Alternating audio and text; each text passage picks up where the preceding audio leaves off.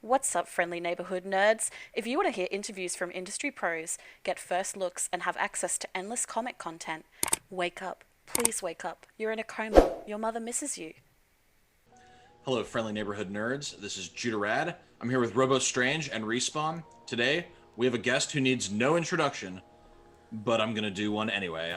He's written a ton of Marvel comics where he co-created or created characters like Deadpool, Domino, Genesis, Husk, Revanche, Shatterstar, which is Ainsley from our Facebook group. That's one of her favorite characters. The Young Allies, and then the criminally underappreciated Threnody, and many more. Afterwards, he went on to work with Acclaim, working with some of the Valiant characters that we've discussed on this show in other episodes, DC, and then a plethora of awesome freelance work for other publishers. Today, Fabian Nicieza is on our show. How are you doing, Fabian? Good to see you. I'm doing excellent. The fact you pronounce my name perfectly offsets the fact you pulled Threnody out of your ass. well, you have... So, normally I get to start right in on the mispronunciation of the name, so I can't do that this time. So I'm switching right to Threnody. Like, it's your where pinned... the hell are you getting Threnody from? Your pinned tweet makes it easy. You do the... I know. You do the whole thing. Well, thank you. You know what? Thank you very much for even realizing that's there, because some guy recently just did a thread about how to pronounce comic book people's names, and I said, I'm insulted you didn't get to mine out of 30 tweets. And he goes, oh, I'm getting to it. I didn't know how to do it. I was trying to find it. I go, it's my pinned tweet. It has been for a couple of years now. I didn't realize that was an easy way to try to get through it, because I was going to so many conventions. I was having to do it constantly. I go, wait a minute, why don't I just like do the spiel I'm doing at the conventions and just make it my pinned tweet and leave it at that? You know, it's helped, actually. It really has. Hey, we paid attention. Do you think I'm full of shit about Threnody? I love Threnody. Yeah, it's just funny. It's so funny that like you're listing some of these co-creations, half of which, quite honestly, I didn't even co-create. That's just Wikipedia for you. Shit. But Threnody, you pull Threnody. I'm like, all I'm thinking is, as you're saying, is like, wow, one lame-o after another. Holy crap! And then No. You pull Threnody out as like the cherry on top of the sundae. Like, I like Threnody. What I like the most about you using it is that she is just perfectly emblematic of a character that I had all these ideas about, that the editor nodded his head enthusiastically, and then I didn't get to do a single one of them in the actual comic. She was prominently featured in, I think it was Jeff Loeb and Scrossy's X-Man. Was she really? Run. Oh, I didn't read it. I didn't even know that. Okay. I really didn't. I thought, okay. I didn't even know how many times she'd appeared since, like, 1994 or whatever. Oh, right on. You know, but that's fair. I just want to say, as a close friend of Judah Rad, there's still a 50-50 chance that he's full of shit and pulled it out of his ass. I just want to throw that out. No. No, he clearly scrolled through Wikipedia on that one. I did get some of the co-creations from Wikipedia, but yes, I'll come clean. And I'm sorry. I definitely co-created Threnody because I created the character and the artist drew her up. I co-created Deadpool, no matter what you may hear otherwise, and I did not co-create Shatterstar. I did not co-create Domino. I did not ask for, nor do I have legal by way of company contractual co-creation on those characters. I did not ask for them. I asked for it on Deadpool, and it was given to me for obvious reasons back then, which apparently seem less obvious now, although I don't understand why. And as a result, I am contractually the co-creator of Deadpool, but I never asked for it on Shatterstar or Domino. I don't think I brought enough to the table that wasn't already there in the initial notes that I was given. But with Deadpool, there most certainly was a lot of decision making that I did in terms of that character, so that's why I asked for it at the time. Okay, all right. So I first discovered your work when I was a kid. When I was like 8, I started reading the Age of Apocalypse storyline, and that was my introduction into comic books. And there were 2 titles as part of that massive crossover that you wrote, and it was really cool. And it kind of got me. It kind of spiderwebbed me into reading stuff like Executioner's Song and Phalanx Covenant. Some huge, awesome X-Men events back then in the 90s. What was it like working on that stuff? It was it was both really, really exciting and really, really exhausting at the same exact time. So I think in the Executioner's Song trade paperback, the very first printing, which I think they keep reprinting again and again, I did a foreword for that, and I said it was the best of times, it was the worst of times, and that was just about a year or two after it had come out.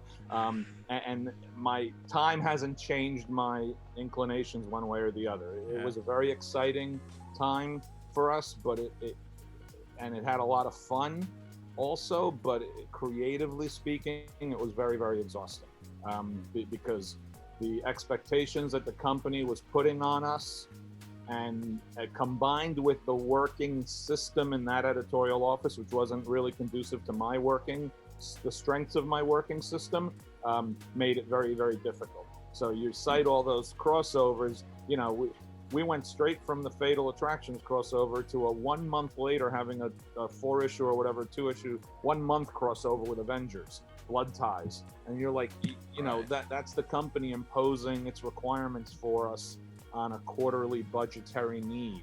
So if something didn't perform in quarter 1 of the year or quarter 4 of the previous year, then all of a sudden we had expectations to try to sell an additional 500,000 to 1 million copies in quarter 3, which meant, guess what? After you're done with Fatal Attractions, you don't get a breather. You got to do this other crossover to help pump up Avengers sales and to help us sell more copies. And it was constant. It really was. It was constant. And it was exhausting because even though we were all making a lot of money doing it, and I'm not pretending otherwise, we knew ultimately it was going into the pockets of a billionaire scumbag that did not have our best interests at heart. Right. And that was obviously true. So that's what also made it frustrating. Even at the time, we realized it, much less in hindsight. Yeah. So understood. You listen to all those titles, you look at all those crossovers, and it's clear that the 90s was a very specific, distinct time for comic books, and you're a part of that. You're a pioneer of that era with Loeb and Lee and Liefeld and Scrosey and McFarlane. What elements of that period do you think should be preserved or brought back? Things that you liked about how things were done, and also what didn't you like that you think should be left in that era?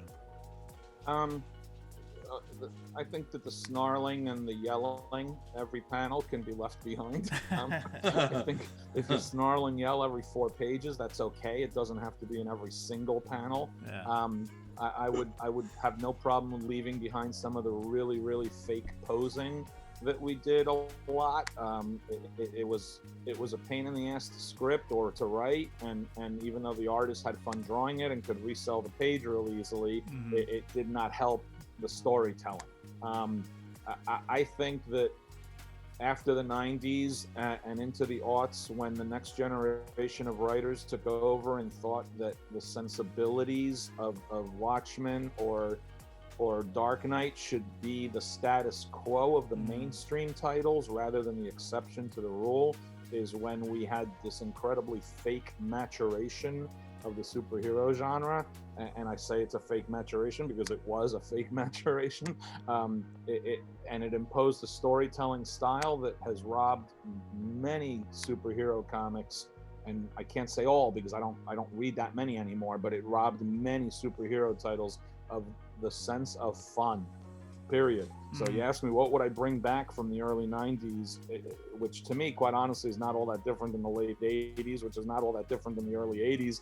I've been reading comics since 1967, and I've been at Marvel or in the industry since 1985. So I have a pretty broad perspective of all of it. What has been eliminated from way too many of the mainstream comics at Marvel and DC is a sense of fun, period. Fun, having a good time. So even in the midst of snarly teeth, posy action crap, we were still having a lot of fun. And that reflected in the fact that our readers were having fun reading it. Now, mind you, those readers are, like Judah said, he was 8 years old, 10 years old at that time. X-Books back then had a tremendous amount of young readers coming into it because of the cartoon success and because of the toy line success. But they already had the pre-existing comic book audience. Then they had a new comic book audience as a result of all the excitement that was going on. and then they had a new audience to comic books as a result of the animation. So we're selling 600, 700,000 copies a month on average for those books, and you can see how your audience is bifurcated, into different categories. So some of the older readers who've been reading X-Men since 1975, like I had been, may not like the over propulsive steroid gnarly teeth, but a 10-year-old loves it. So you have to balance the two. I think there were too many times that we went for bombast over coherence. We knew that even then, though, so it's not something like we look back on in hindsight and go, maybe we should have gone for a little less bombast and been a little more coherent. Sure. No, we knew that then that it was going on. But sometimes as a writer, you're especially back then, because we were working plot first, you're a little bit held hostage by the desire of what your artist wants to do visually. It's less so now because comics are too micromanaged on a writer level for the mainstream books now. But back then, since we were working plot first, the artist had a little more liberty to make visual determinations for how they wanted that big panel on a page to show. So you scrunch up 2 or 3 other panels on 2 previous pages or whatever in order to get that bigger panel on page 6, and as a result, you got to script around that. And you'll see very easily how many writers back then were scripting around it by just dropping 6-word balloons in a row over someone's figure as they're charging forward. Wow. Because the charging forward panel is the money shot that's going to excite the 8-year-old boy, and it's also going to help the artist resell their page. And I'm not judging, because it's all part of a whole. I think exciting the 8-year-old boy is super important in comics. We've forgotten how, to the point where we don't anymore, ever, for Marvel and DC. And I understand the artist's desire to make more money off the page, because, they deserve to be able to make more money off the page. As a writer, you don't feel like dropping 6 balloons over somebody who's diving forward with 2 guns in their hand, shooting and snarling at the same time as they're yelling, which is a really hard thing to do. But the artist managed to pull it off. And then you got to drop 6-word balloons to try to propel you from the previous panel flow to the next page flow, kind of a thing. Right. So it's way too complicated a question to answer in a pithy manner, in my opinion. So there's a lot of things that were wrong, and there were a lot of things that were right. And what happens often is, generationally, you pigeonhole everything that was either wrong or right into a totality of the whole. And audiences nowadays, and even professionals nowadays, just take all of it and make it one giant glop of a whole. The 90s sucked. Right. Well, of course they didn't, but no. Whatever, and comics were all stupid. Well, no, they weren't all stupid. There were plenty of good ones. And how do you define stupid? If you were 8, 9, 10 years old, you didn't think they were stupid. You thought they were fun. That's right. That's why we're all here. 5 in 1992 reading a comic, and you've been reading them since 1970, you're going to have a very different opinion of it. That's right. Professionals who came in with a very skewed mentality that they needed to justify and validate their existence as a writer by making it more mature, and all the while they were watching an entire generation of an audience disappear, and that generation didn't replenish itself. So we have so few people who are in their late teens or early 20s who started reading comics when they were 8, in comparison to back then in the 90s. Yep. So Judah may not be, he wouldn't be here talking to us today if he wasn't reading that X crap when he was 8 years old. But Love and Rockets isn't meant for him. Love and Rockets is meant for me. That's right. And Love and Rockets is meant for adults who read Archie when they were little. That's right. So here's a question for you. Archie should be like Love and Rockets today, which actually I think they're trying to do, but that's besides the point. That's a conversation I'll have with Alex Segura, the president of the company. Right. But when you think about it, you realize how silly that sounds. No, right. Archie shouldn't be Love and Rockets today. There's nothing wrong with publishing some books in the Archie line that are like Love and Rockets, because Love and Rockets is an adult Archie. So why shouldn't Archie have the right to do that? But it shouldn't be the totality of your whole line. You know what I mean? Don't forget your audience. Part of your publishing program. You know? Right. So here's a question for you, and it's just kind of a quick follow-up. That this is only because this is a trending topic, definitely not a new topic, but a trending topic, especially since the creator Jerry Conway just did Just- like a kind of like a tweeted thing about it. Yeah, so the I so think the I saw some creator stuff about the it. creator of Punisher wrote a lot of what you're saying, as far as how the comic book industry has forgotten the younger crowd and that we need to revector. Here's a counter that I'm curious on what your opinion is that the printing print media is kind of falling away as a whole, books in general, etc. And the people that are still reading and the people that are still buying are the older millennials, the Gen Xers, as we go along, right? So when I look at what's happening, you know, I have a 16-year-old son now. When you look at what kids are buying, you look at the toy shelves, you look at Toys R Us going out of business.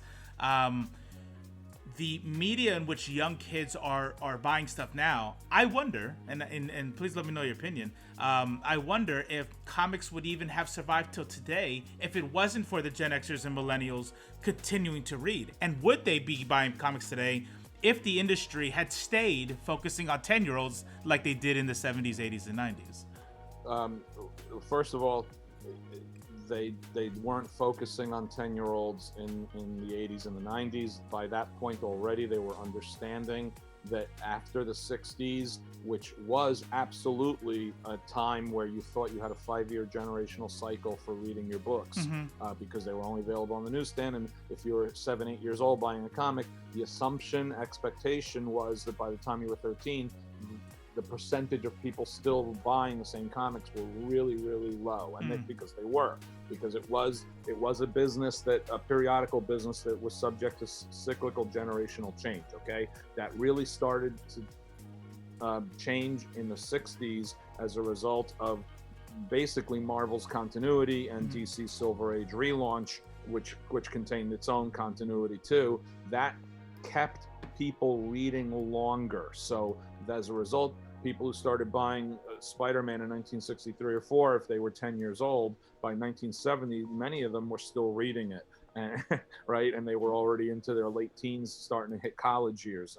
And a lot of college students were reading it too, because reading Doctor Strange was a great thing to do while you were high in 1967, right? So that by the time I started at Marvel in 1985, and I was Marvel's advertising manager, so my job was to sell our books, there was no presumption whatsoever that among the people making the comics that it was for kids only. We knew it wasn't. Now, mind you, that might not be the same attitude that the higher ups had. That might not be the attitude that the president of the company, James Galton, had. But the president of the company was 60-something years old and had come from a world where they didn't understand the idea of ongoing continuity of purchase among a customer as they aged, right? So by the time I was Marvel's advertising manager, the understanding was we have to consider how we're approaching the creation and the selling of this stuff, because our audience rubber band has stretched. All right, we knew people who were 18 when they started buying X-Men were still buying X-Men, and they were now 35, right? We understood that. Tom DeFalco had a joke that he used to say, which was not quite a joke, even though it was. Your book has to be something that anyone can read from the ages of 8 to 80. Okay, that's quite the rubber band stretch. And he said it jokingly, but you knew what he meant. What he meant was this can be an 8-year-old's first comic, and it could be a 48-year-old's 5,000th comic, right? Yeah. And this, we're talking about 1987, 88, 89. All right, so don't have a presumption of how things were unless you were there, right? Sure. And that's the problem I have.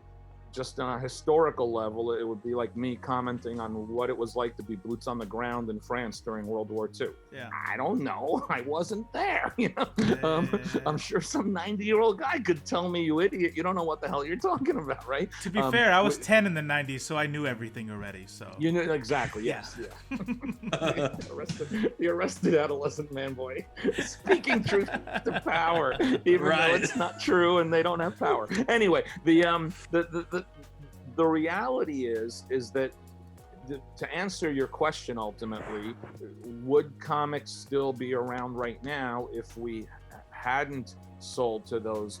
It's not a binary choice. It's not either or. It doesn't have to be. And the thought that it does have to be is the problem.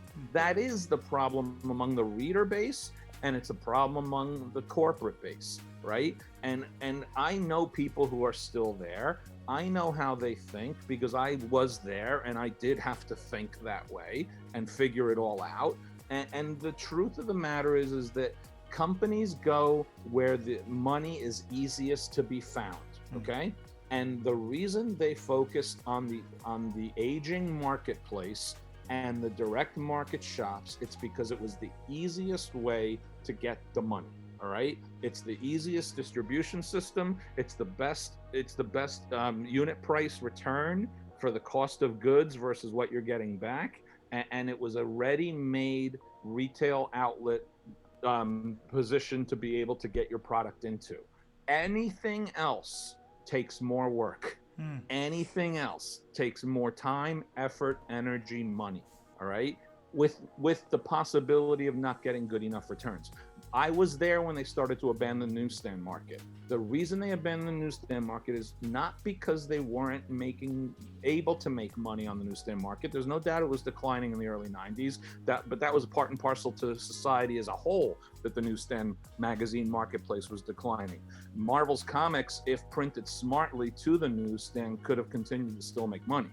We were selling 200,000 copies a month of X stuff in the newsstand alone, okay? So nobody today has a clue about that. You guys have no clue about that. You hear what you hear, or you read what you read in an article written by somebody who was born in 1991 about the newsstand market in the early 90s. And I could find old vouchers in my basement with the royalty checks that list what it sold in the direct market, list what it sold in the newsstand market, because they used to separate it post returns. The reason we didn't get our royalty checks till over 10 months after the book shipped back then was because we had to take it and wait until newsstand returns came in. So if you sent out 500,000 copies of X-Men 27, Threnody, by the way, then 300,000 came back returned, you knew you sold 200,000 copies. That's not a sustainable system, obviously, if you listen to my math. If it's the only system, it's not sustainable. But it is sustainable if you reduce your print run to the direct market, target it to 10 to 14 books instead of 30 or 40 books, right? And be smarter about it. Keep that engagement going, and that's where you're going to get a lot of 8-year-olds, because although back then there were a lot more comic shops, there still weren't comic shops around every corner back then. Now it's even worse. So you tell me, back when I was working at Marvel back then, we had like 10,000 comic shops. I think we have like 3,500 now in the US, right, in North America. So it's selling to diminishing returns. It's not a surprise that Scholastic is selling 1 million more graphic novel content books than Marvel or DC are. It's not a surprise that DC put tremendous amount of efforts in the last 5 years towards reestablishing themselves in that marketplace. It's because the 12-year-olds, the 10-year-olds, they are still reading. They just don't want to read the crap that the companies are giving them, because Marvel and DC are putting out books that are either over their head or boring or lacking in excitement or what have you. Okay, and I'm sorry, that's just reality. That's just what it is. I have zero problem selling to the 40-year-old man boy. I have 100% problem thinking that you should be my only audience, and I have an even bigger problem with you thinking you should be my only audience. You got buy as many comics of Juggernaut as you want, but shut your mouth when I'm trying to sell a copy of Young Avengers or Squirrel Girl to an 8-10-year-old girl through a book market. Ms. Marvel has sold over a couple of years ago. They put out a report that her trade paperbacks sold over 500,000 copies in the bookstores. Okay, 500,000 copies of Ms. Marvel trade paperbacks. I don't give a rat's ass if it's not for you. I personally think it's a really good book, but that's besides the point. I don't care if it's not for you. Right. And guess what? You shouldn't care either. What difference does it make if there's a 10-year-old girl buying Ms. Marvel and loving it? Yeah. How does That's that right. take away from you being able to buy Juggernaut? Yeah. That's It right. doesn't. It doesn't. That's right. It doesn't. Doesn't. Grow the Yeah. fuck up. Just So true. all of you, Agreed. all of you, grow All the of us. fuck up. You know? Amen. I spent months banging my head against the wall in the early 90s trying to get the direct market to buy Barbie comics because I was the editor of Barbie comics, okay? And I wanted those stores to open up their stores to a different and a new audience. God forbid that a 7-year-old girl should come into a store with her mom or dad and not be intimidated by some guy in a t-shirt telling them they're stupid for wanting to read that. You know? Heaven That's forbid. right. Oh, did they? I wasted my time trying to convince the direct market that you should put some effort into this because 2 books becomes 4 books, becomes 10 books, becomes a corner of your store with a dedicated audience that is not the audience you already have. And it's not taking away from the audience you already That's right. have. But they were terrified of seeing girls in their store. They were I mean, terrified of it. Hey, You I'd read a guys still Barbie. are. Not, I'd and read I a- don't say you guys meaning you two. I mean your entire age group. the Comicsgate doesn't exist if that mentality isn't out there. That's okay, right. That's your right. your Right. entire age group is just so pathetically immature about the reality of creative art for commerce, Right. which is what comics are. Right. It's creative art for commerce. Okay. Yeah. You think because you're spending the money, no one else should be allowed to spend the money? Right. You think because you like bananas, that means nobody else should be allowed to buy an orange? That's Right. right. And the other thing too is like all these stories that they love still exist. It's not like Exactly. someone's taking away what you Exactly. love. Right. They're just adding and, more stuff. and it's the same thing with the I'm complaining about how comics are approached today from Marvel and DC, not because I think they should be approached they were when I was 12 years old reading them. That's why I have Marvel Masterworks, because that's what I read to remember what I felt like when I was 12 years old reading them. Mhm. And my complaint about them is because I don't think they're accessible to younger readers. That doesn't mean they're not accessible to me. I can read an Immortal Hulk trade paperback and really, really enjoy it because I think Al Ewing's doing a really good job, and I love Joe Bennett, and I always have I've been lucky enough to get to work with him, and his art is fantastic, and it's a really cool approach on the Hulk. I'm a 58-year-old man. I don't know if an 8-year-old boy is going to necessarily like that or not. Mhm. They may like the yucky, ugly monsters in it, but they may not really get the theme, the pacing, the dialogue. You know what I mean? So it's not Hulk smash. It's not as it's got a lot of big, bold visuals, but it's done in it's done for the sake of horror, not for the sake of excitement, which is a little bit different. So I enjoy Immortal Hulk. I'm not 100% sure that there are 8 and 10-year-olds out there who do, if you yeah. let them read it, Right. would enjoy it the same way that an 8 or a 10-year-old in 1974 would have enjoyed Hulk, And Yeah. for many years, Hulk was Marvel's #2 selling title after Spider-Man. And during the TV series in the 70s, its sales on the newsstand were second only to Spider-Man, I think. Hey Fabian, So- Fabian, when do you think we're gonna get the dark and gritty Barbie Begins or like The reboot. old lady Barbie? You should probably talk to Archie about that. Hey, before we move on with Rhea, I just want to say #not all man boys with t-shirts. I totally agree that we should be Agreed, marketing yeah. towards children. I just want to put that on the record. Not all man. We're definitely. I was gonna change into my blue polo shirt. I said, screw it. I'm too tired. I got work to do. So I you go. kept this No, T-shirt on. that's better. I All right, I wanted to be a classy man boy in a blue polo shirt. Amazing. Deadpool. Fucking hell. Did you know when you were making that character? Yes. You did. In fact, I handed in the script to the editor the first time I had to do the script, last 7 pages overnight, and I said to Bob Harris, the editor, Bob, there's a plucky 11-year-old right now in California, in Canada, who's one day gonna star as this character in a movie. I can't wait for little Ryan Reynolds to get his hold of this one. Now, look, it's amazing. I'm sorry, Ray. I want to be dismissive or rude because I've had to answer it 5 million times. I bet. Yeah. The character was popular from the second issue 98 came out. Period. And the most obvious way to know that is twofold. One is obvious to us, and one should be obvious to you. The one that's obvious to us is that the mail on New Mutants was usually about this high, the stack. And when 98 came out, the mail was like this high because Rob was super hot back then, and deservedly so. So we went from 200-something thousand sales in the direct market to like 600 or 500,000 for that one issue alone. And I read all the mail to the books I worked on before it got to the editor, because I'd always go to the mailroom because I worked on staff. I'd always go to the mailroom, grab the mail out of the chute for that particular book, read it, put it back in the chute, right? So I took all the New Mutants 98 mail, I read it all, 75% of it, on top of so many people loving it and having fun, and older readers whining but still saying it was exciting, and younger readers in pen, really bad penmanship in 3rd grade, writing how much they love it. And this was letters, mind you, not email. Email wasn't a thing back then. When we got inner office email, we were all excited because it meant we didn't have to pick up the phone or go up and down the stairs. Yeah.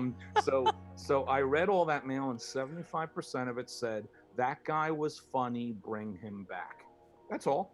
And I thought, oh, okay, so the idea that Rob had described them as Spider-Man meets Punisher 2 weeks earlier when we talked about the character breakdowns.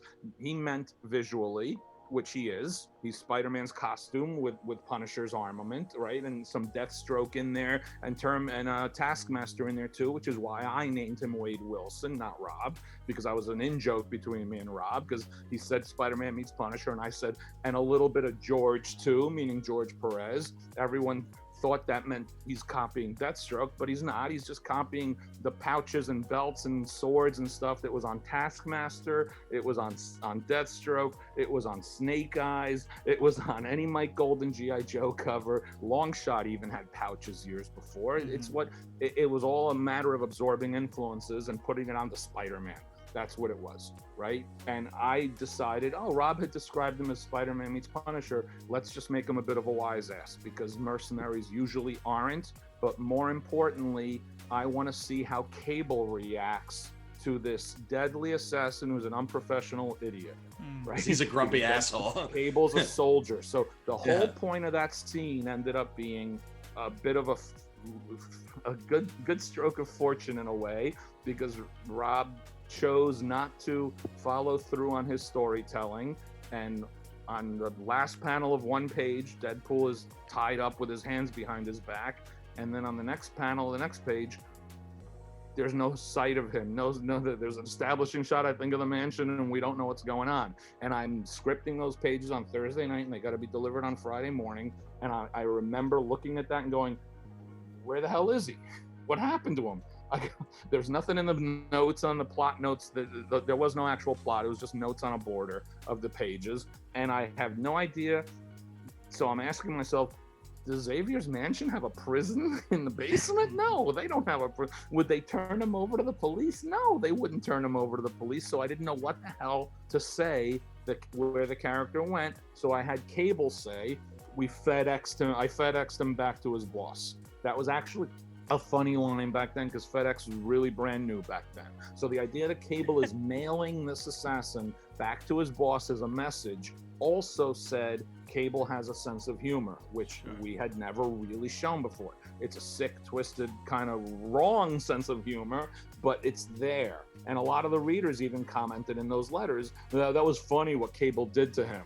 Yeah, okay, there you go. So for me, not knowing if Deadpool would ever appear again as a writer, I can only focus on what's important to me, and that's Cable, who was the star of the book.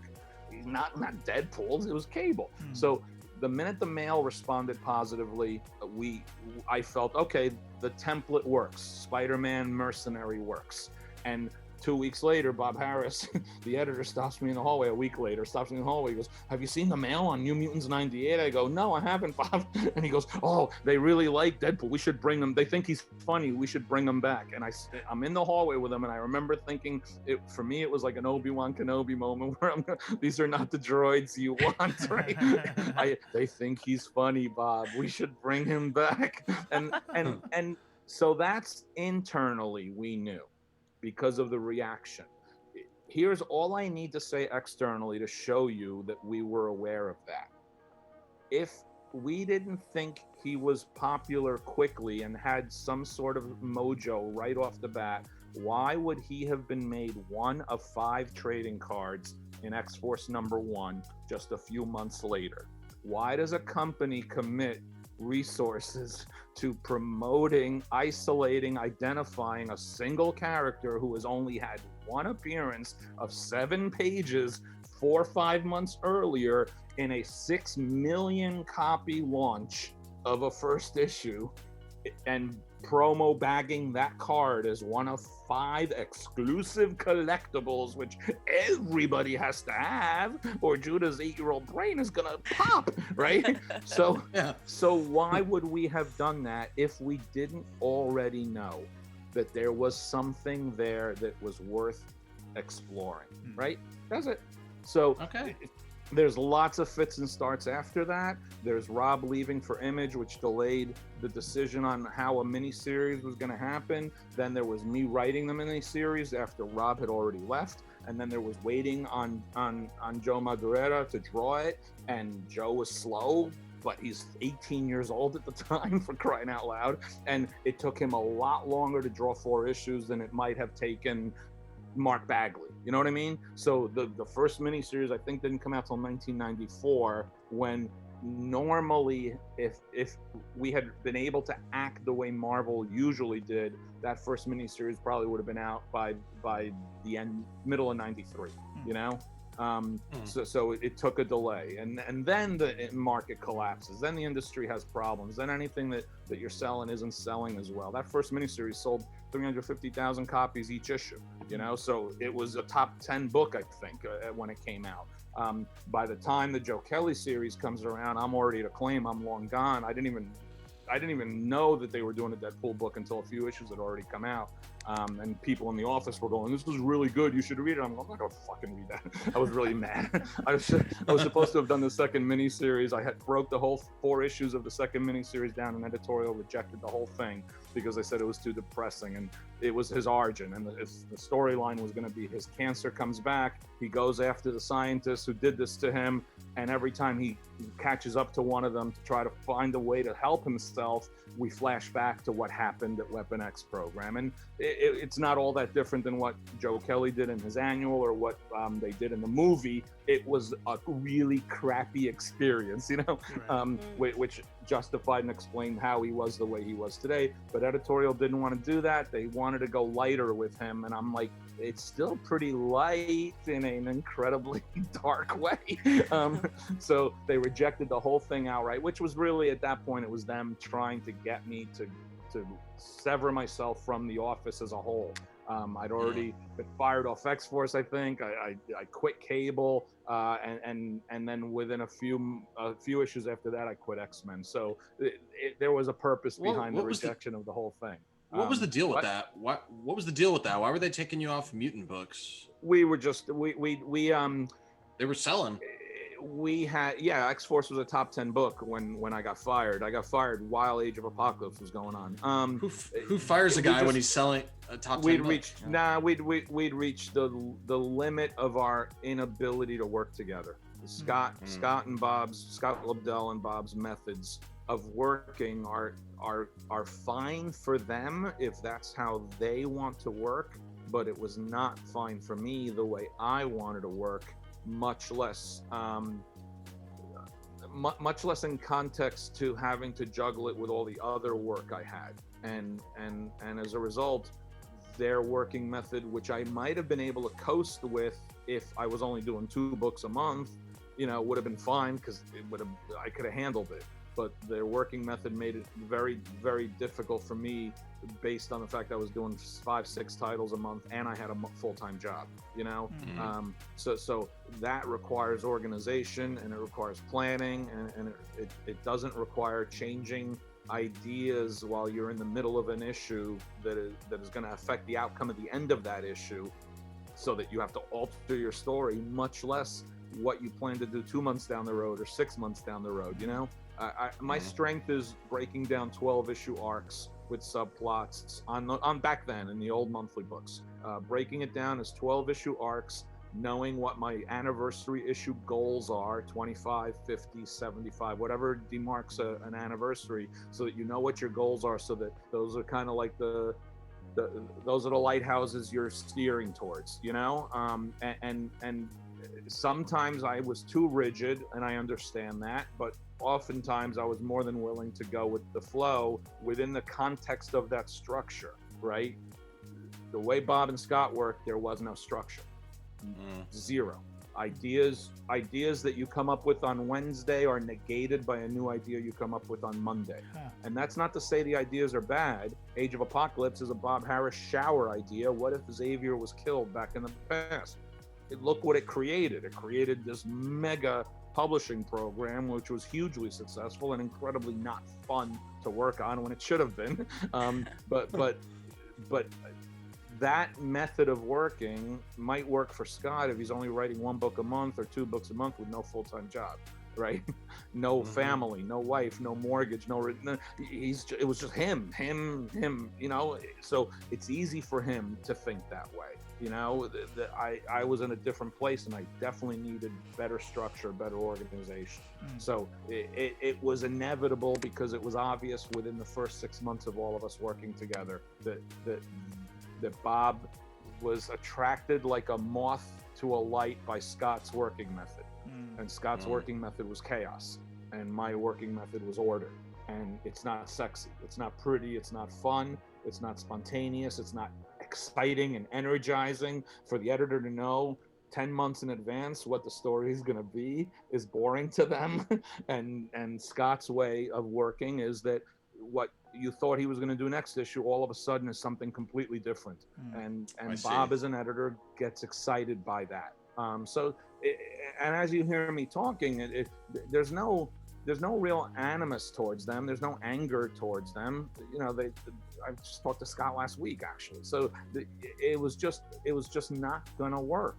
And I let it continue to not work far longer than I should have, because I should have done. Peter David quit X Factor. There's a reason he quit X Factor. It was his best-selling book, but the working method was awful, right? And not conducive to his preference. I kept doing it because I was a whore. Simple as that. I was making way too much money to not endure the pain of the working method. My name's in the credit every month, and half of that may not even be my words. And it's not even sucking it up, because that implies some sort of toughness. It was just greed. That's all it was. I'm gonna deal with this. I'm gonna accept it. I'm gonna be angry about it, and I'm gonna get a $30,000-$40,000 royalty check for this book in 10 months. You know, so it's nothing to be proud of. It's nothing. You know, it just was an absolute reality of life. I was 31 years old, and I was putting money away for my kids' college tuitions, and I didn't even have kids yet. You know, I was trying to play a long game for my life for short-term frustration, and that's exactly what it was. It was short-term frustration for long-term benefits. You know, now that So your name is on New Mutants 99. And that's the first appearance of Shatterstar. Yeah, but earlier you were saying different though. I mean, Rob created Deadpool. I didn't create Deadpool. Rob created the character Deadpool. I created the character of Deadpool. Okay? There is no way in hell that Deadpool would have become successful, much less to the extent he is today, okay, if I, as the script writer for those issues, had chosen to make him like Snake Eyes. Wouldn't that be cool if this mercenary doesn't say a word? He's just silent. Snake Eyes is popular. Let's make him the Marvel Universe version of Snake Eyes. Rob wouldn't have said a word about it if I did that. He wouldn't have said a word because he's drawing Deadpool. He didn't care if Deadpool talked or not. All right, so right. The basic impetus that led to the interest in the character was that he was an ass and he talked a lot. And then I added, why have we never seen him without a mask on? And why did I give him funny word balloons? Well, I gave him funny word balloons just to differentiate him a little bit, right? Then I had to figure out why I gave him funny word balloons, okay? So why does he have a healing factor when the editor has asked me not to call it a healing factor? Because he didn't want him to be a copy of Wolverine. So I came up with bullshit. Perpetual cellular regeneration. Bob was like, oh, I like that. Okay. So, of course, Eliopoulos, the letterer, said there's no way in hell I'm lettering perpetual cellular regeneration every single issue, which is understandable because we used to hand letter back then. So I have to figure out, why have we never seen him without his mask on? Why did he go to the Weapon X program to get superpowers? Because I was never given a reason why. Why did I give him funny word balloons? All of that is, well, he went to the Weapon X program because he was dying. He was dying because he had cancer. Saving his life made him a monster. He can never be a part of society normally because he can't function within normal society anymore, both physically and mentally. That's what they've always told me. So yeah, exactly. But you're prettier than Deadpool is. Stop. Although not as pretty as Ryan Reynolds. Even scarred head to toe, Ryan Reynolds is pretty. So all of that stuff. My mother-in-law was fighting cancer. If you look at my work back then, there's 2 or 3 instances of things I wrote which involved either cancer or the prospect of facing your own death. I wrote cancer into Alpha Flight with Diamond Lil, whose body is impregnable, but she thinks she might have a breast cancer. So how can they biopsy her to find out? They can't, because they can't get to the tumor. And I quit Alpha Flight before I was even able to keep going with that storyline. Okay, I wrote cancer into Deadpool because I asked my mother-in-law before she passed away, I said, what would you do to save yourself? And she said, anything. And I said, even if it turns you into a monster? She said, yes. So there you go. Wade Wilson's willing to risk his humanity in order to save his life, and now has to suffer the consequences for it, right? But in a fun way, because his brain is kooky, okay? And then I wrote the prospect of facing your own death as the entire purpose of a Two Gun Kid miniseries, which was a 2-book project. And that was all about Two Gun Kid knows the day he's going to die. Because when he was in the future, idiot, he found out the day he was going to die. And in the storyline, he's getting to that day. So it was about facing your own mortality, that story. All of that is because of my mother-in-law, all right? And what I went through for 7 years with her before she passed away. And she passed away before Two Gun Kid came out. She passed away before Deadpool came out. She passed away as I was doing the Diamond Lil storyline. So that's why I asked to be co-creator of Deadpool, because the minute 75% of your mail says, that guy was funny, bring him back, well, I did that. That was my choice. I threw a little bit of that in there. It wasn't even that funny, but it was enough to make him a differentiator. But then I also figured out all the other stuff that forms the foundation of who he is. And then here's the thing. As the writer of the issue, that's kind of, I assume that's my assumption is that's you're responsible for that. But so there's and the word responsible is key, Judah, because sometimes the responsibility is greater than other times. Rob had more extensive notes on Shatterstar. I understood the Mojo verse was on a pre-existing location. What's his name, Mojo and Spiral and Longshot already existed in the Marvel Universe. So tying him into that in many ways creates an established template for him. Rob's notes had more personality-oriented things. I already had a syntax and a language that I could draw from, and sent these Longshot stuff so that I'm not making it all up on my own. I did not feel right saying that I'm the co-creator of Shatterstar, or Domino for that matter, because I did not feel I brought enough of a differentiator to make it a combination of efforts. It was 80% Rob and 15-20% me for those characters. For Deadpool, I'm sorry, it wasn't. It just wasn't. It was way more of me that infused itself into an absolutely excellent character design, excellent visual character design. But the character success today is less because of his character design and more because of his character. And as a result, no matter what anyone else says, I am the co-creator of Deadpool because who the character is as much beholden to what I brought to that material, both in not just in his first appearance, but in his subsequent appearances too. Okay, I wrote the miniseries that established a whole bunch of this stuff. Right? And I didn't get to write the second miniseries, but I just told you what it was going to be, which would have cemented it even further. And I didn't write his monthly series, so Joe Kelly's the one who established how he operates on a monthly level. Joe and Ed McGuinness, they're the ones who did that, not me, because writing a miniseries is very different than writing a monthly series. But when I started writing Cable and Deadpool #1, I did not read a single issue of Joe's book until with the 4th or 5th script, because I didn't want to. So read Cable and Deadpool 1 through 4, let's say, and you tell me whether that's Deadpool or not. And if it is, then that's me, not Joe Kelly, you know?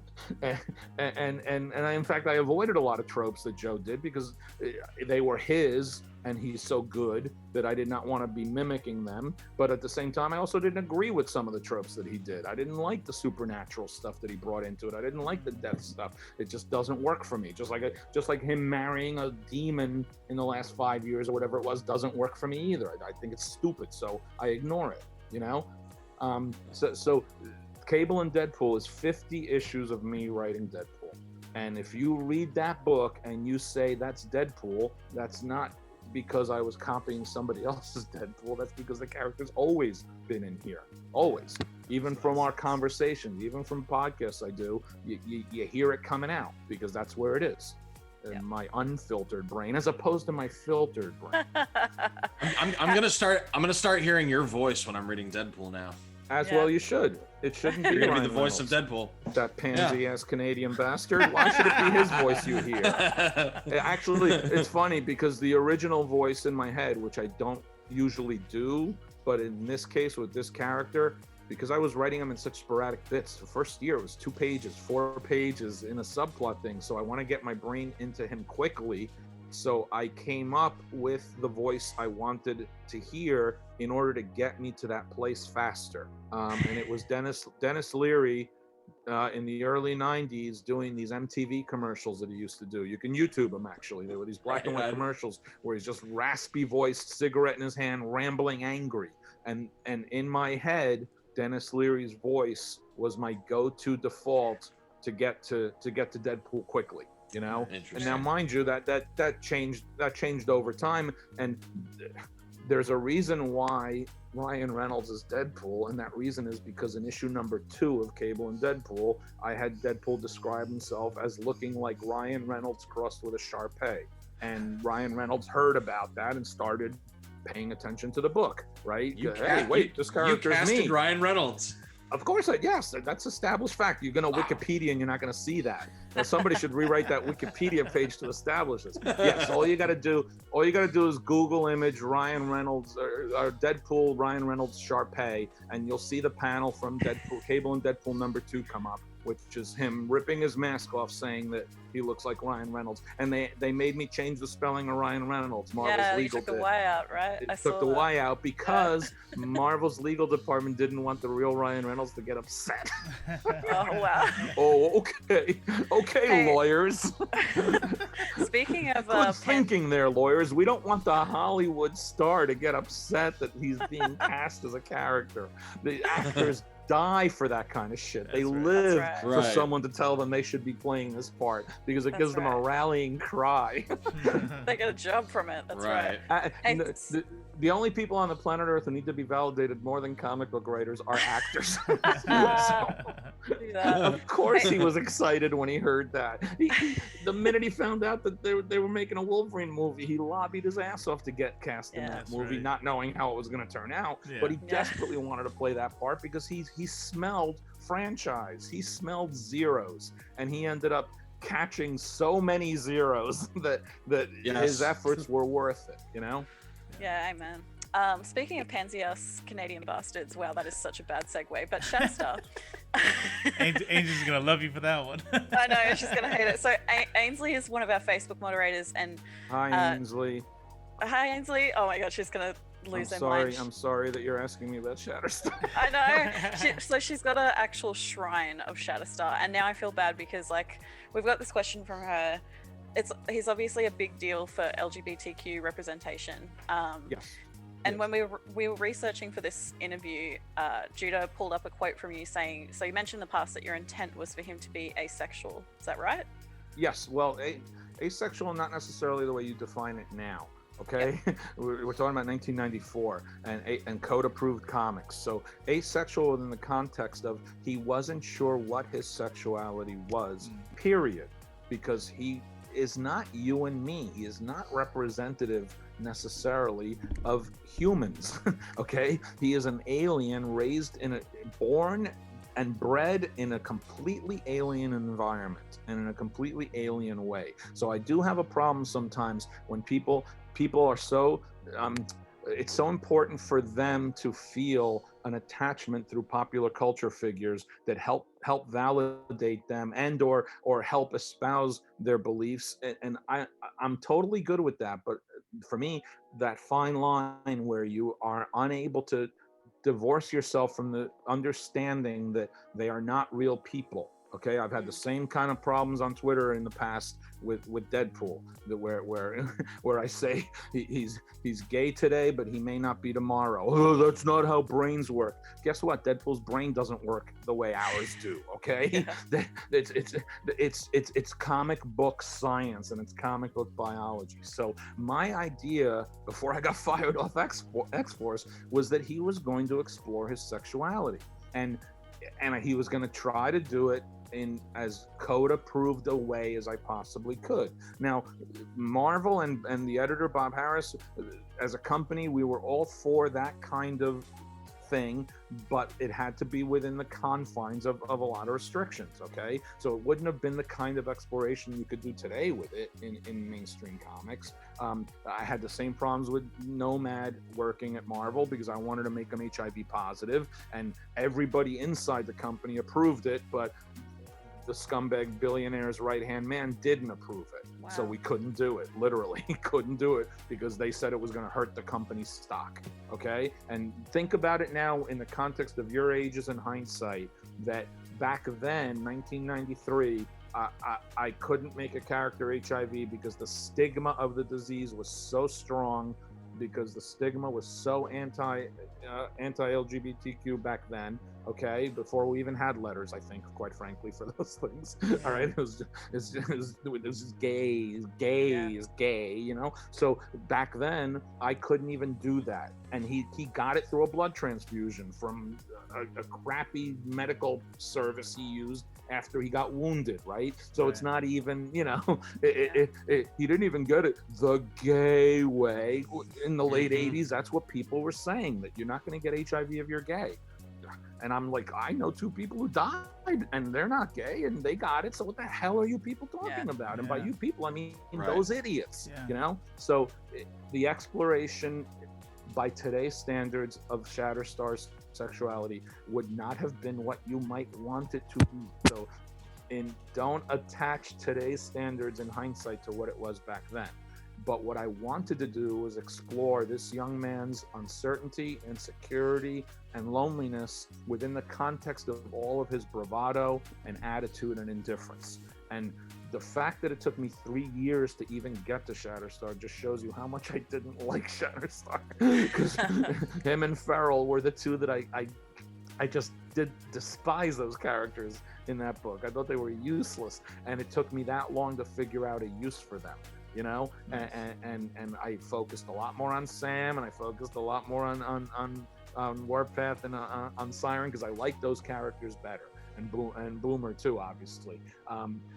But when I did get to them both, I thought I had something interesting for both of them. Farrell interesting in the context that I knew it was going to get me to write her out of the book, and Shatterstar interesting in that I thought it was going to really be a fun, interesting, long-term exploration of how we all define ourselves and how others define us based on our sexualities. You know, Nice. and that's what it would have been. Doesn't mean he would have been gay. Doesn't mean he would have been straight. Doesn't mean he would have been bi. It just would have meant that he was gonna start to try to figure it out, and he was gonna think he could be him and Richter should be a couple. Why not? That makes sense. They're friends. They get along. They have a lot of similarities. Richter's really the only friend he's ever had in his entire life, right? So he doesn't understand why there should be a difference in that. Richter wasn't gonna be gay, quite frankly. I think he is now, but he wasn't intended to be when I was writing the book back then, right? And I needed that in order to create that entire storyline. You know, that storyline wouldn't have worked the same way. Shatterstar trying to find his sexuality wouldn't have worked the same way if he found someone who's his best friend who was also gay. You know, it works. The exploration works better if the person he thinks logically should be his mate or partner doesn't feel the same way. Right. There's the conflict. Why? I don't understand. Yeah. Why don't you feel the same way? Well, because I'm attracted to women, not men. That's all. We're friends. We're buds. It's cool. I don't care if you're attracted to men. That's fine. You know, and again, taking into account the Latin culture and Richter's upbringings, there may have been issues about that if Shatterstar did become attracted to men because that was his preference, right? So that would have given me some opportunity to explore aspects of Hispanic Latino culture and some of their stereotypes and some of their beliefs. So, you know, luckily I got fired before I could do all of that.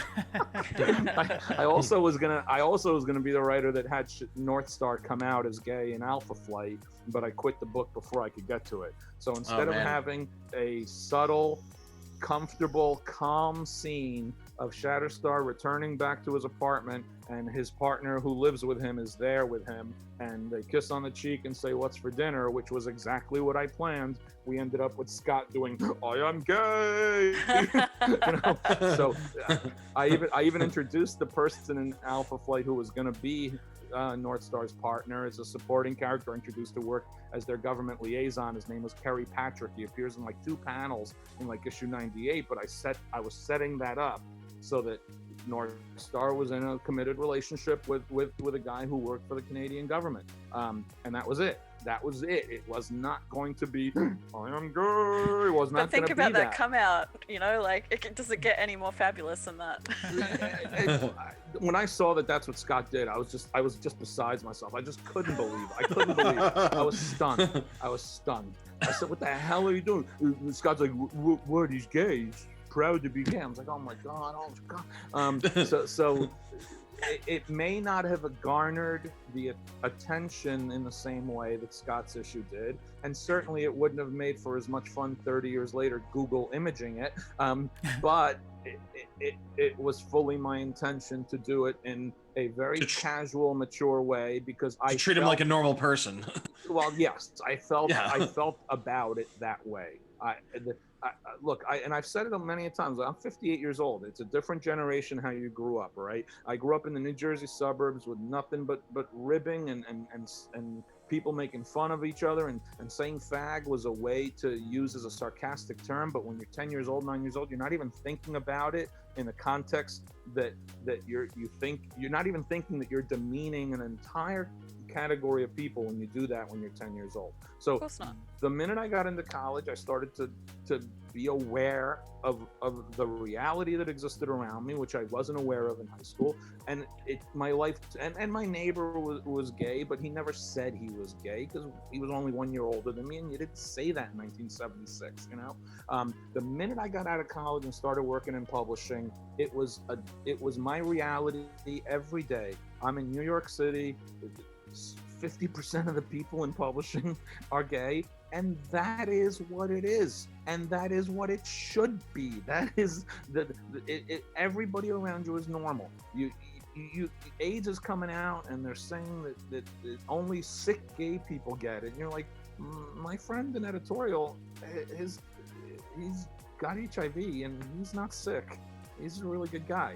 What are you talking about? The woman who works in accounting got it from her husband, who was a drug user, right? And that's how she got it, sexually transmitted after he got it through intravenous drug use. And she's a 44-year-old African-American woman. What are you talking about? And it just changed the dynamics in the mid to late 80s. And when you're in your 20s, you have a choice. You either open your eyes and look at the world around you, or you close your eyes and shut down.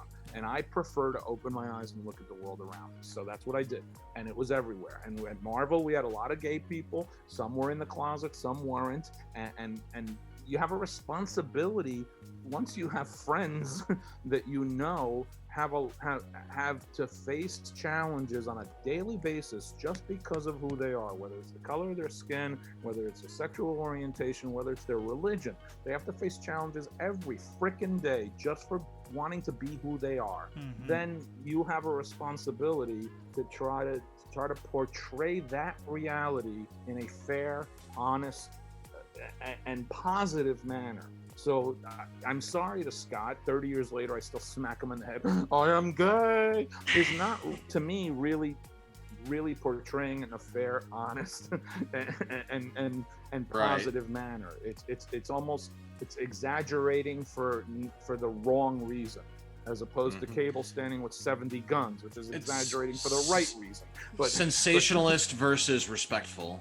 Yeah. So that was my goal all along, and I because I'm an immigrant to this country, because I grew up prejudiced adjacent. I was rarely overtly prejudiced against, but it always was skimming the outskirt.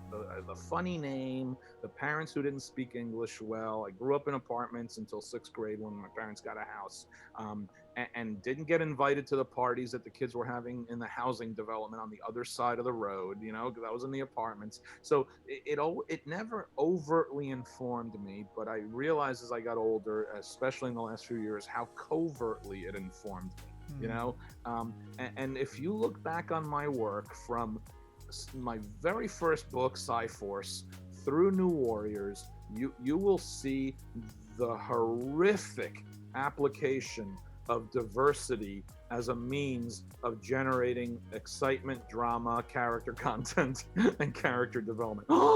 All forced diversity in order to create better comics. God forbid we should do that. The writer chose to make it diverse. Does that mean it was forced? I don't know. I guess it was forced on you because I wrote it so that you would look at it. But take a look at the cover to, I think it was New Warriors 51. And what are we going to do with 14, New Warriors? And take a look at that cover. There's Asian, there's African American, there's African Asian, there's Blue Atlanteans. That was my goal all along. And it's not because I'm some progressive warrior with a cause. It's because it makes for better writing. That's all. It makes for interesting characters with more to say to each other. It allows you to create differences of opinion that come from cultural backgrounds that are different. So you need to talk your way through those differences, which again creates dramatic content. And when you're writing the churning of sausages, which is monthly comic book writing, why would you want to avoid the opportunity for content? Why would you want to avoid the chance to have Namorita insecure because she's now blue, and will Rich Rider still like me if I'm blue? Yeah, sure, baby, I'm still liking you if you're blue. You're okay by me blue, no problem, Yeah. So, but she is worried that because she's blue, he's not gonna like her. That's not, that's not that different from West Side Story, when Maria not worried that Tony's not gonna like her because she's from the other side of the tracks. All of that stuff. It makes for better storytelling, and that's all I'm ever trying to find is better storytelling. I haven't found it yet. I'm still looking, but it's all that makes it for better storytelling. That's the super long answer about Shatterstar. That's a good answer. That was a great answer. Great answer. So we kind of want to shift lanes real quick into Valiant. So we work pretty closely. Oh, sorry. We got to do it. Real quick is we work closely with Valiant. We have editors and writers come on. Just to put you out of your misery, we'll go straight to the end of the question and go, would you ever like to work with Valiant again, especially under their new titles? Like if you were asked, would you write? I don't have a clue. Ever since Dinesh bought the company and relaunched it, I have very little idea of what they're doing. It's so good. The two of the editors there are friends of mine, Lisa and Heather. Yeah. If they wanted to offer me something, I would consider it like I consider anything else that gets offered to me. I don't pitch anymore. I haven't pitched in a decade because it wasn't worth the effort, the work. Mm-hmm. So I am a semi-retired comic book writer who keeps writing a comic book or two when I'm asked if I want to do one. I've also said no to a bunch of things I've been asked if I wanted to do. So Heather could call me tomorrow and say, do you want to write a Harbinger book? And I go, probably not. I have no interest in Harbinger. You know what I mean? It would have to be a character in their stable whose present status quo is something that interests me. And since I don't know their present status quo, I can't say. Yeah. Okay. I can't say. I don't know their status quo. They don't have Turok anymore, right? I loved writing Turok. They still own Troublemakers, but I'm never going to write Troublemakers because they still own Troublemakers. I should be owning it right now, but that's a whole nother question. And I did like Time Walker. I did like the Eternal Warriors. I always thought that was a really fun, interesting concept. Probably would like Ninjak. If Ninjak was the spy guy, that would be interesting to me. But I don't know because I don't follow the books. I haven't followed any Valiant iteration since the day I walked out the door in 1998. I'm not kidding. It was rearview mirror time for me. Okay. The process of trying to save a company and being forced to lay off 23 out of 30 people and be the person who was responsible for closing the company down, which I was, because I could have played along in bullshit for another 3 to 5 years probably, but I refused to because I'm not going to lie about the reality of the sales and the numbers and the budgets, even though I was asked to. I refused to. So the minute I walked out the door, it was a rearview mirror thing. And the people I loved, and I still am in daily contact with a lot of them, but the characters themselves were never something that I had a huge, deep emotional affinity for, which is understandable. They didn't start coming out for the most part until I was 30-something years old, you know? We are all creatures of who we fell in love with reading between the ages of 10 and 16, you know? So for me, it's always going to be, you know, the deep emotional attachment's always going to be for Marvel and DC stuff, because that's what I read at that time between those ages, you know? Okay, makes sense. A lot of your peers back in the 90s, they're assholes, all of them. Well, oh, sorry, what? I didn't. Is there a question in there? No, that's it. That's the clip that we're gonna use for promo. They're all assholes, all of them. They're jealous, I tell you. They're all jealous of me. That's good stuff. But so a lot of them, they kind of got together and formed Image. Did you get invited to that, or did you decline? What?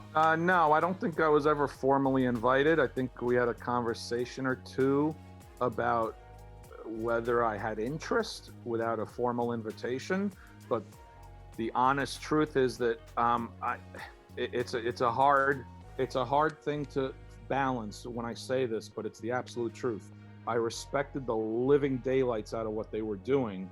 I didn't necessarily respect the way all of them were doing it. And that all seven are not a blanket that you toss over all seven of them, because each of them handled it a little bit differently and in different ways. Okay.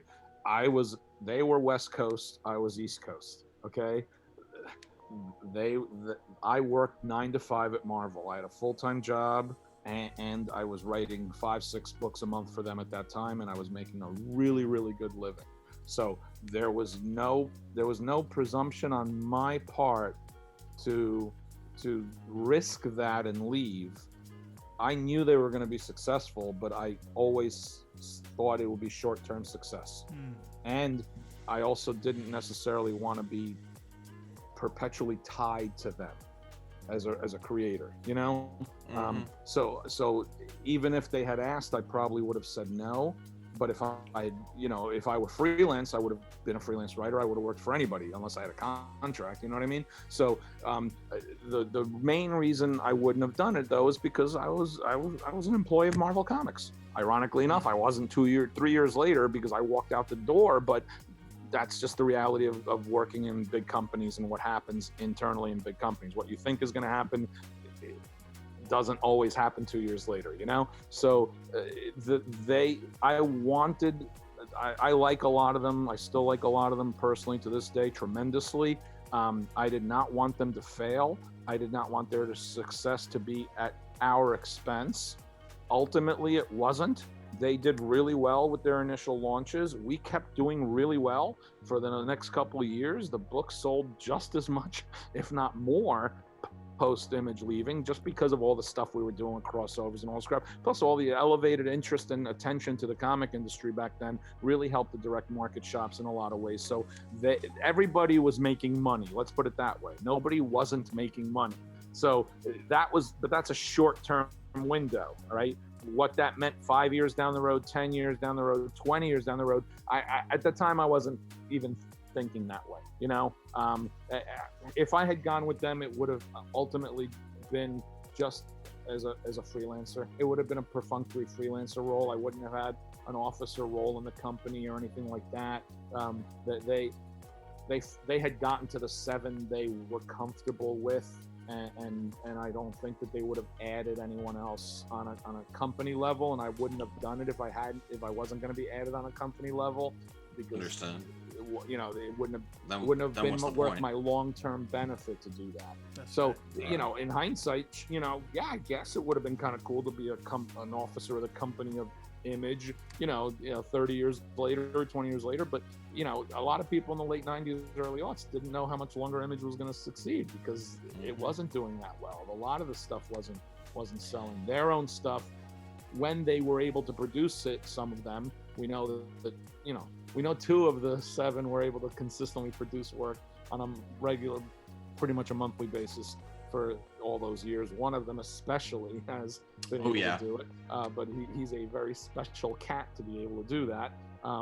But the other guys weren't. I think Jim had already sold to DC by that point, right? Rob was already kicked out, wasn't he? Wills wasn't drawing something, not even a miniseries a year, I don't think. I wasn't following. I never followed their books. I just got a call a couple weeks ago from a friend of mine wanting to co-create something new, and we're percolating, and he kept throwing these Image book examples out at me, and I had to keep telling him I haven't read it. I don't have a clue. I haven't read a single issue of Wildcats. The only one I've read is Savage Dragon. I've read like the first 80 issues of Savage Dragon because my library had a bunch of the black and whites, big thick black and white books. So I've read that one.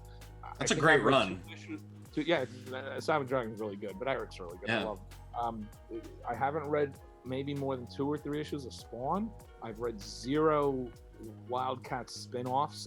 I don't know any of them. You could throw 50 names at me and I'm probably going to shrug my shoulders at half of them because I don't know them. So I can't speak qualitatively to any of it at all. I just look at the quantitatives, and the truth is that the quantitatives for Image were not great until Walking Dead really helped pick it up. And Walking Dead's success led to many more creators considering them an important, viable option to develop stuff. They have a whole different thing now than they did then. I mean, now it's very much. Yeah, it's very diverse. They remade themselves in a wonderful way, but I would hesitate to think that it was part of a purposeful plan. Okay, I would be surprised if somebody showed me their game plan that they were going to get a black and white zombie comic that was going to help remake their company, and it was going to help elevate their company to the point where every creator wanted to go work with them. I'd be shocked if I saw that memo, right? That internal memo from 2002 or whatever that said, "Here's our game plan. We're gonna find a zombie book. We're gonna publish in black and white. It's gonna become a top big TV series, and it's gonna make every top popular comic book creator want to work on a book for us, Right. right? I mean, come on, that they luckily and fortuitously stumbled into a fantastic growth opportunity as a result of what the success of that book meant to them. And Todd was like, I like money. Let's do more of this. Let's do more of this. I still think they should have made that show in black and white. I still think. I never saw any of the black and white versions of the show. It's probably pretty cool. I mean, considering you can't see 90% of what's on any given episode anymore anyway, because it's all shot in pitch black at night. I don't know what difference it would have made. Yeah. It's the hardest. If you were my age, you'd realize how frustrating it is to not be able to see what you're watching on TV. That's fair. That's fair. I guarantee you, I have the Hubble telescope on my face. So anyway, I long story short, it's an interesting historical case study to look at that as a company, but they're not really a company in the same way that a Marvel or a DC or a Dark Horse are. They're really not. They're an amalgamation of opportunities, and sometimes those opportunities have panned out for them and the greater whole of the industry, and sometimes those opportunities haven't panned out. I'm sorry, but if you want to look at 1997 Image superhero titles, where did all those Wildcat spin-offs go? Where did all the where did all the Shadowhawk spin-offs go? All of Rob's stuff disappeared. There was no juice there in the late 90s for that, for them. And I don't mean that personally either. There was no juice for Acclaim Valiant either, and there was no juice for X-Men in 1998. I get all of that, but within the context of the whole, it's a collection of opportunities, and what they have done is allow for the creation of content, because they really, Kirkman did what Kirkman wanted to do, and that was part of the whole Image charm for creators. More often than not, they have allowed the creators to create really interesting, cool content, and I don't read all of it, and I tend to read it years after the fact. But they've done a bunch of really good books. They really have. But I'd be hard pressed to say that I had that opinion between 1993 and 2004 or whatever, Yep. Makes sense.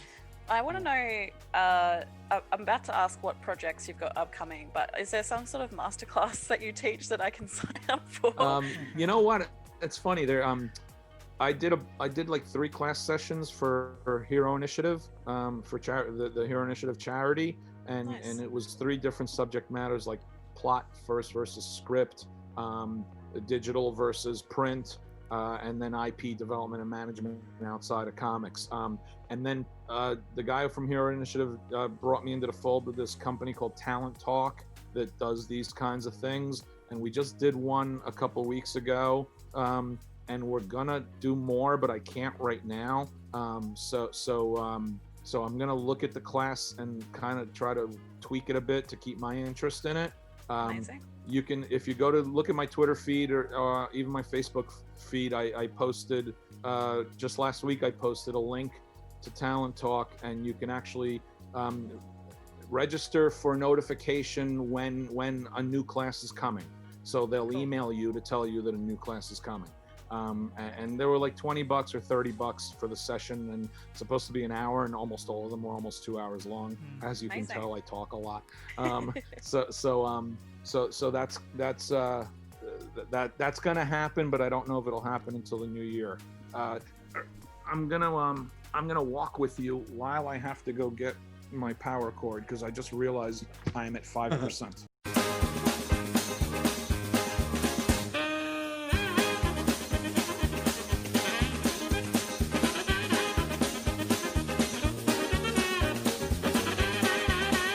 How are you going to edit this to make it funny, Robo? How are you going to do it? You know what I No, think we I'll need, do like- is I'll do a fast forward that thing. Benny Hill Cute. music. Yeah, There's yeah, this old 80s show called Benny Hill. Yeah. This is my last question of the interview, which is, do you have any upcoming projects you'd like to tell us about? Plenty of upcoming projects. I currently, the Juggernaut miniseries is coming out from Marvel. Issue 1 shipped a couple weeks ago. Issue 2 comes out in 2 weeks, I think. 2 weeks or 1 week from tomorrow. Today's Wednesday, right? Yes. and it's by me and Ron Garney and Matt Miller on colors. It's a tremendous amount of fun. I haven't done too much for Marvel or DC lately for a variety of reasons. Part of it is them, part of it is me. In this particular case, it really worked out great. I really enjoyed it, had a really fun time. Hell yeah. They offered me 3 issues of an anthology book, which is coming out next year, Marvel did. I can't say what it is yet. It's a 2-parter and a single self-contained story. So I just finished revising the script on the 2-parter. It involves characters that you may consider me familiar with.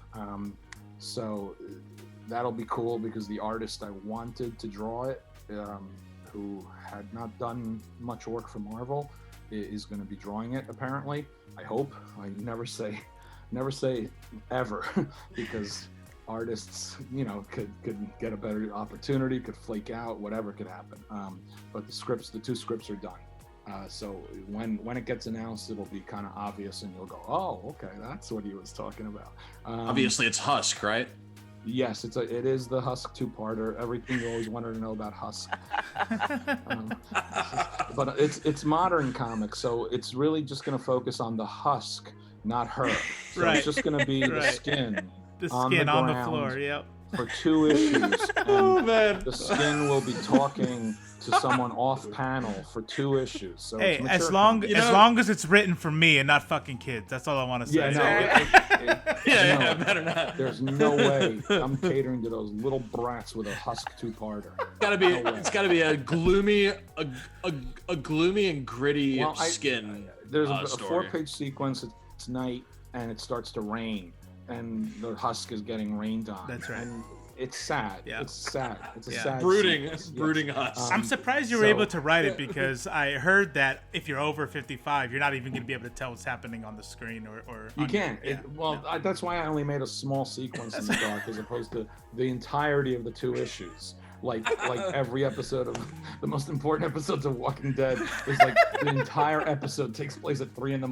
with no electricity. and it's you're just like, 2 come people on. standing outside talking, Seriously. like in the dark. Yeah.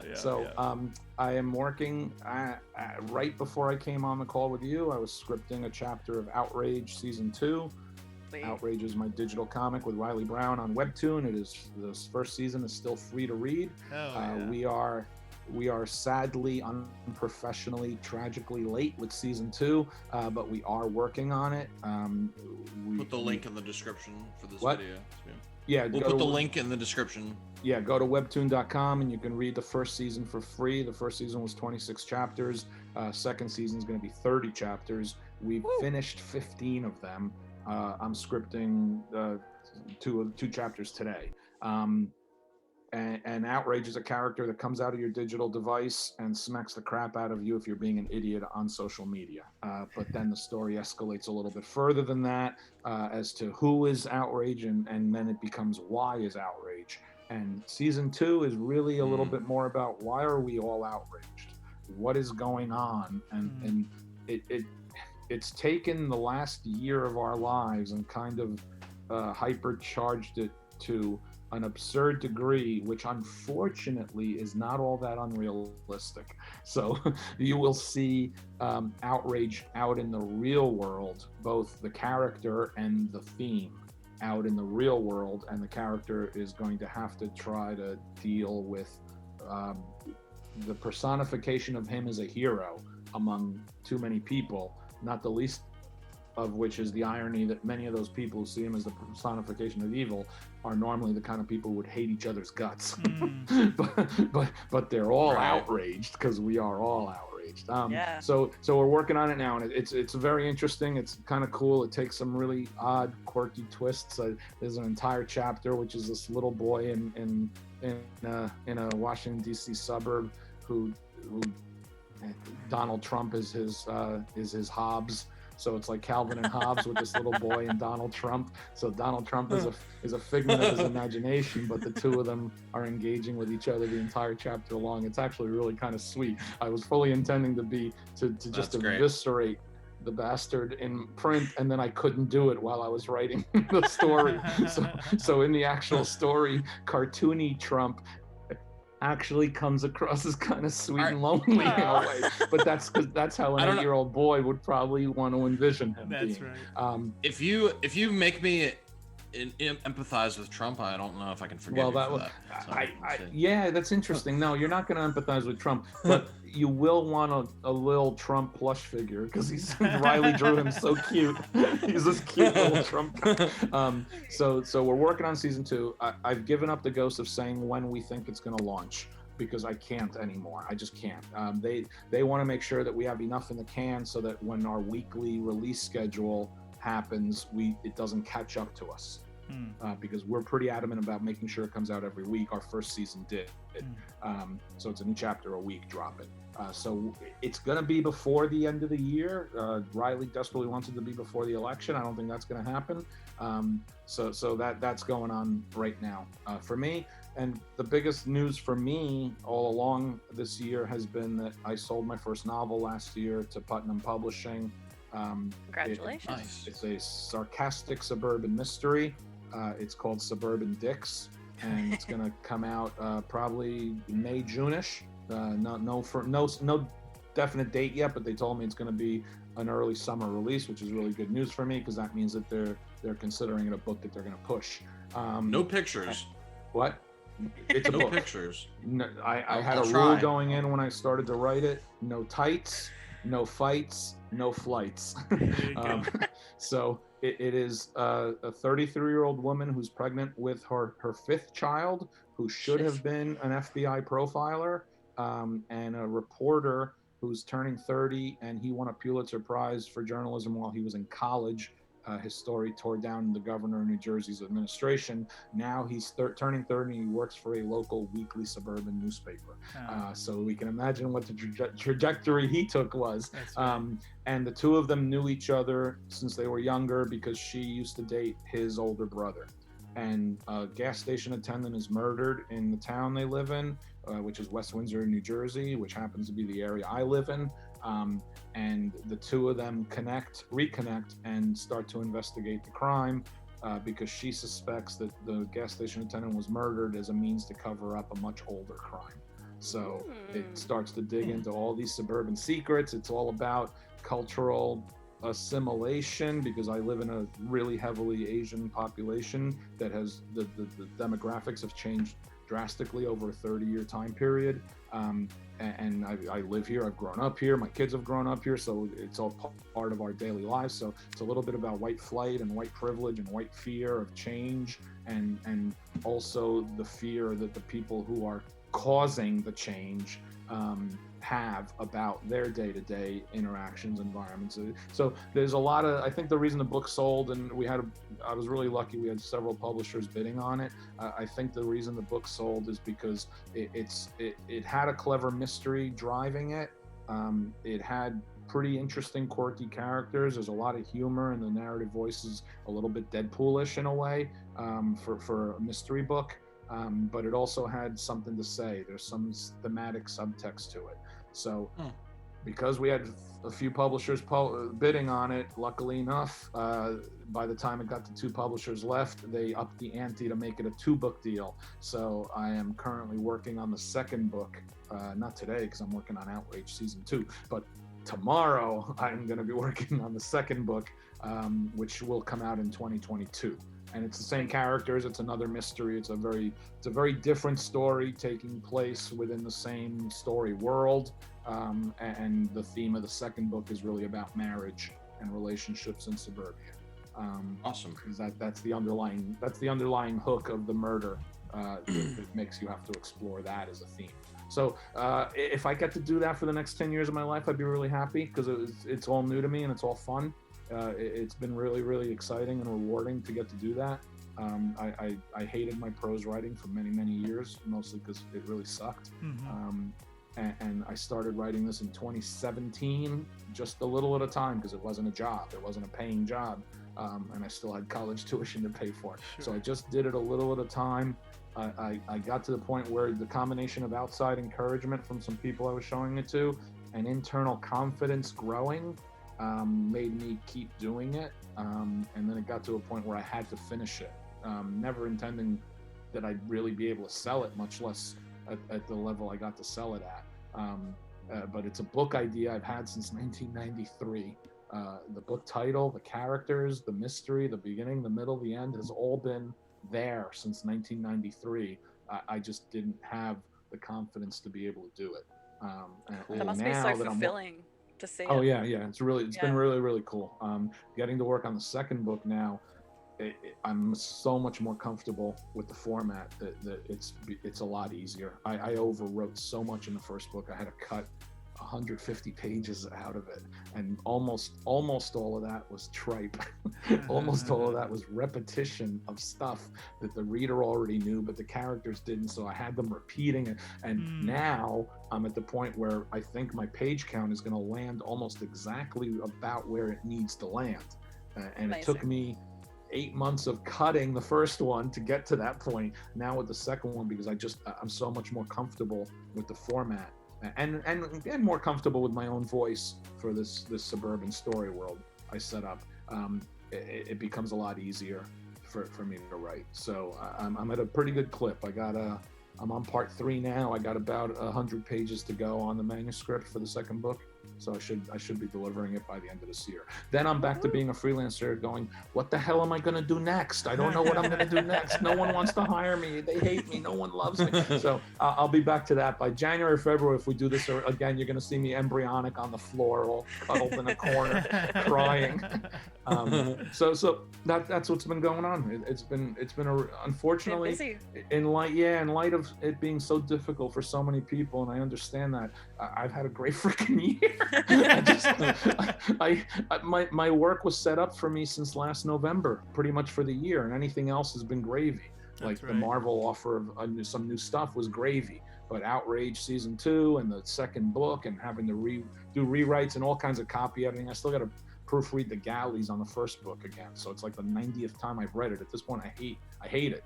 It's a good book, I think. I really think it's a good book, but I hate it. That's right. So I've had all of this stuff laid out in front of me for the year, and since we're getting to the end of the year now, I'm starting to get worried, like I said, about next year, but that's the way freelance writers work. That's right. Yeah. So that's where we're at. I appreciate it, guys. Awesome. I really appreciate your time. It was a lot of fun. Yeah, for sure. Ladies and gentlemen and MBs, that is the legendary Fabian Nicieza. Mr. Nicieza, thank you for joining us and giving us a lot of your time. Thanks, guys. I really appreciate it. Absolutely. It was fun. And don't forget, wear your mask, wash your damn hands, and stay social distancing. Go vote. Go vote. Because of the threat. Take care, guys. Thank you for watching Judah, Robo, and Ree. We talk about comics, movies, and TV. Sometimes we have notable guests, and sometimes it's just us. But we're also cool.